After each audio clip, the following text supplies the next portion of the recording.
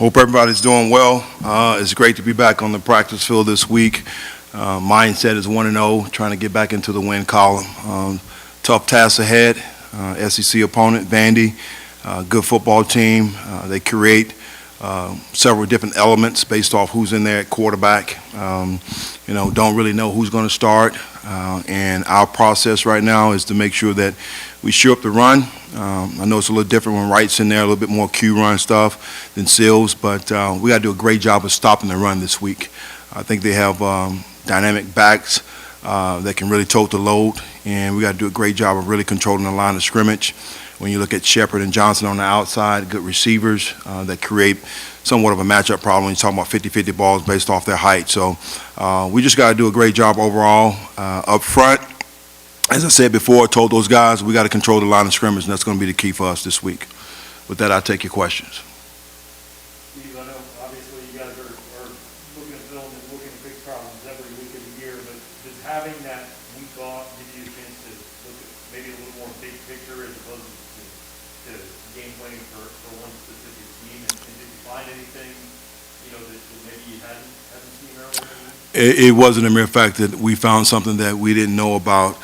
Yes, we did take some time to self-scout, evaluate ourselves, and when you really break it down a little bit, undisciplined, getting out of our gaps, guys just not really executing at times with their technique and fundamentals, and that was one of the things that Coach Drink really challenged us as coaches as well as players.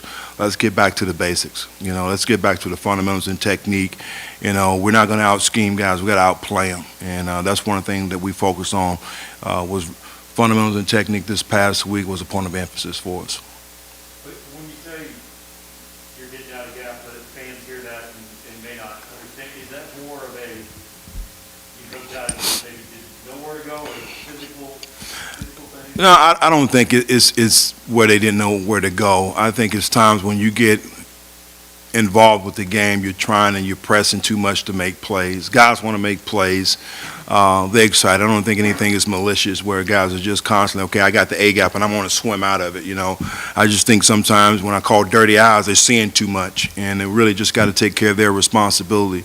Not really. A lot of times when we looked at it, it was a scheme issue and the things that we were breaking down. So it just goes back to being disciplined and being one of 11.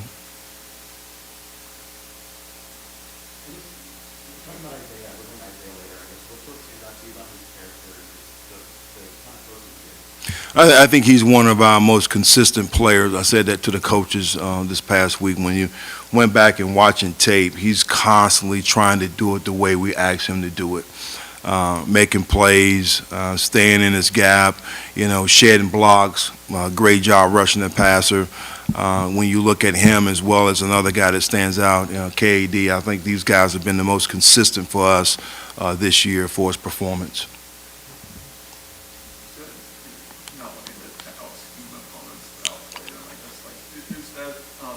Does that come with maybe a simplification of this team, or is it just more so, like you said, focusing on The last couple of weeks, I think we sort of narrowed down our thought process and not thinking a lot in the calls that I've given the guys to go out there and execute. So it's just more or less right here. We got to get our blocks. I mean, we got to use our hands. We got to make sure our eyes are in the right spot. Again, it's just going back to the fundamentals of the game.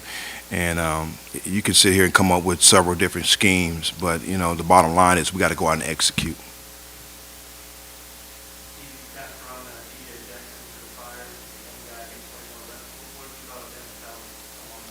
Well, it goes back to the spring and when the summer. He just, to me, is a guy that's not too big for him. When you go back and really, I said the spring really training camp, that's the first thing I noticed with him. It wasn't too big for him. He makes a play, next play. He doesn't make a play, boom, next play, short-term memory. So I'm excited about him being there, learning and growing through the rough spots, growing pains and whatnot. He's going to continue to get better each and every week. So he's a guy that we got to be able to roll with, and I'm excited about him being in there.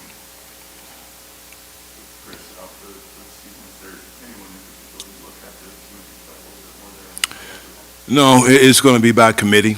You know, we got to roll those guys constantly in and out. Same thing we've been doing all year up front. You know, those are the guys that are constantly banging and hitting on every play. So we got to make sure we keep those guys fresh. So it's going to be by committee. I know you've been kind of looking for another linebacker or two most of the season, and now you're down one. You look at, you have any younger guys, or maybe Chuck Hicks, has he done anything in practice? I think Chuck is progressing. He's doing some great things. Damian Wilson is doing some great things. Another young guy that we just got to continue to bring along. I think Coach Smith does an outstanding job with all those guys and just really getting them ready to play. Even one of those other guys can't be able to see you playing more time. But what is it about his play that's allowing you to kind of get into that? I think when you look at any of our guys, and you heard me say this word probably 3 or 4 times already, just the consistency in how they perform. He has been consistent, you know, and he's earned his spot back. He's doing some great things. But the key thing right here, we can't be on a roller coaster. You know, we got to be consistent with our performance and our play and how we practice each and every day. So I'm very pleased right now. Even he had a great practice today, you know, doing some good things out there. So I'm excited. Steve, how important is it for the defensive group to have a clean performance from start to finish? Some of the business things that doesn't see it on the game. We just saw it in the second season. I think it's very important, and you know, a point of emphasis starting at the top with Coach Drink. You know, we're emphasizing we have to start fast. We have to start fast. We got to go out there. Number one is really trying to create takeaways on the defensive side of the ball to get the ball back to our offense. And as I said before, it's just really trying to control the line of scrimmage. Somehow we got to create negative plays to get these guys behind the stick. So we're looking to start fast and finish strong. So it's going to be a great challenge for us, like I said before.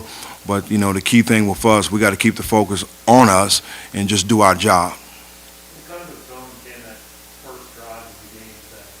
I mean, on either side of the ball, but especially when you guys are out there. You know, it can set a great tone for you, but also in the same token, it's not the end of the game.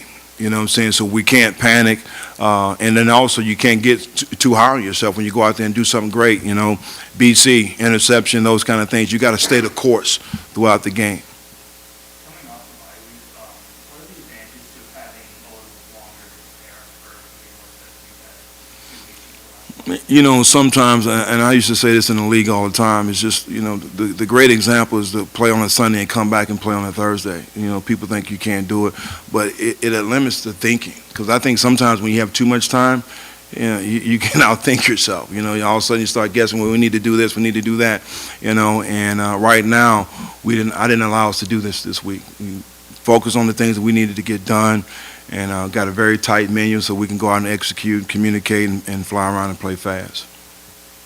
Keep off topic here, but you're in Arizona, you were there when Mark told us that what was your connection with him, or what's the thinking of that time that Well, he's probably one of the most hardest workers on the team.